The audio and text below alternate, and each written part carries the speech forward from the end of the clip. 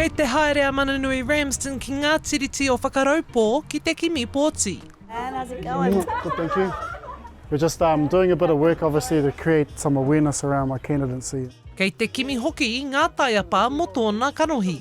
Mō te tētahi kia e tea. Oh, yeah. Ino moana Ki runga rā, ne? He wahi pai. Wahi pai ki reira?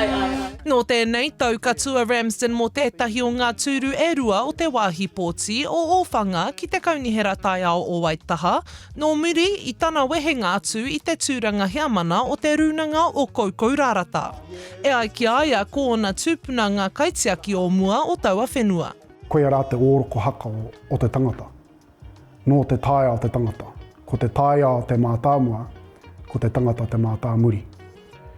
And that is the place I want to be all the time. This was our camp, and it was basically like a caged community with like fences as high as my whare. It wasn't for people, but it was for tigers. Tigers, elephants, like big pythons. I tōna taitamarikitanga i tipu ake ia e piri ana ki te taia Māori o ngā wāhi pēnei a Mārehia me Papua Nūkini. Ko tana hokinga mai ki tōna kāinga o kaikaunihera, ka whakatōhia e tōna pāpā a Peter Ramsden me tōna whānau whānui ngā kākano o te kaitiakitanga Taiao. We weren't entitled to go to school, which they had provided an English school for all the families. And so what does Mihi Ata and I do? We go find snakes. There's a multitude of points throughout my childhood that I now look back on and realise, that was a lesson, you know, whether it be just camping, kei raro i ngā kāhui whetū, ki te taha o ngā awa, kei raro iho i ngā pai maukapea, listening to kōrero, experiencing the different winds. If I go back to kaikaunihera, in terms of working with the environment, one of the things that our whānau have been really actively involved with and leading is river restoration. Aha kua kaorehe wāri Māori i konei i Waitaha, e rua ngā tūru ngai Tahu ki tēnei tēpū.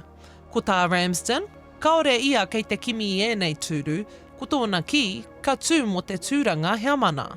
In terms of the future of those roles, there's a likelihood that they will get removed. It's about removing mana whenua voice, it's about removing your treaty partnership voice around a table that desperately needs it.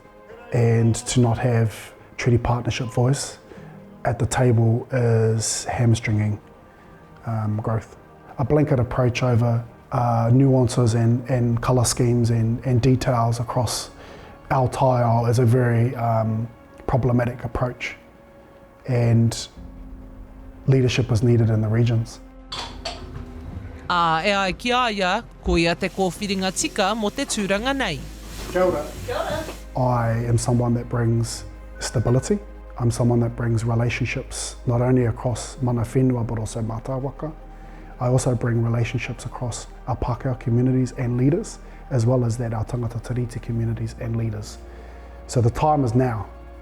We can be bold or we can maintain status quo. And you got my vote. Yeah, me. Yeah, you got Anyone my vote over too. You 18, got my please, vote too. influence. Yeah. Ko te kaupapa matua, te mana me te mauri o te wai Māori. Ka tukuna ngā pepa pōtitanga ki te marea a tērā marama, anō te iwa o hepetema, ka taia e rātou te pōti. Hora Kairangi Nicholas, Tahu News.